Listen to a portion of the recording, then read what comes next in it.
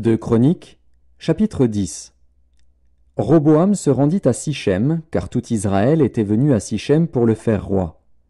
Lorsque Jéroboam, fils de Nebat, eut des nouvelles, il était en Égypte, où il s'était enfui loin du roi Salomon, et il revint d'Égypte. On l'envoya appeler. Alors Jéroboam et tout Israël vinrent vers Roboam et lui parlèrent ainsi. « Ton père a rendu notre joug dur.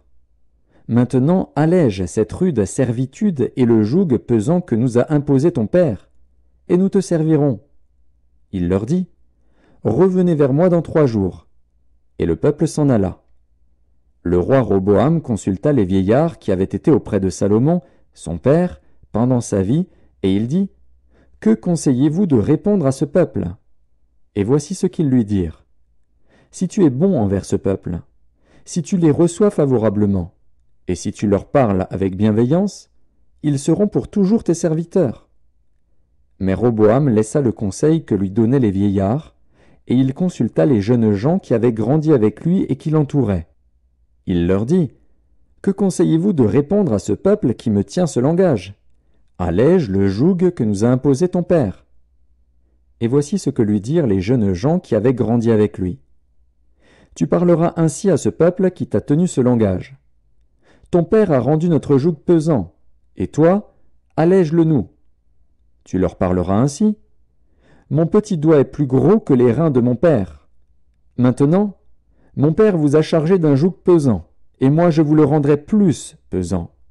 Mon père vous a châtié avec des fouets, et moi je vous châtierai avec des scorpions. » Jéroboam et tout le peuple vinrent à Roboam le 3e jour, suivant ce qu'avait dit le roi. « Revenez vers moi dans 3 jours. » Le roi leur répondit durement. Le roi Roboam laissa le conseil des vieillards, et leur parla ainsi d'après le conseil des jeunes gens. « Mon père a rendu votre joug pesant, et moi je le rendrai plus pesant.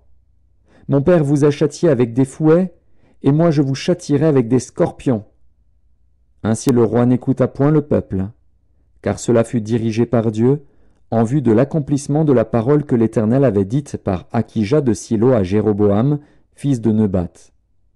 Lorsque tout Israël vit que le roi ne l'écoutait pas, le peuple répondit au roi, « Quelle part avons-nous avec David? Nous n'avons point d'héritage avec le fils d'Isaïe.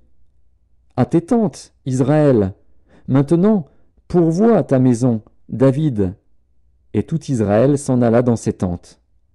Les enfants d'Israël qui habitaient les villes de Juda furent les seuls sur qui régna Roboam. Alors le roi Roboam envoya Adoram, qui était préposé aux impôts. Mais Adoram fut lapidé par les enfants d'Israël, et il mourut. Et le roi Roboam se hâta de monter sur un char pour s'enfuir à Jérusalem. C'est ainsi qu'Israël s'est détaché de la maison de David jusqu'à ce jour.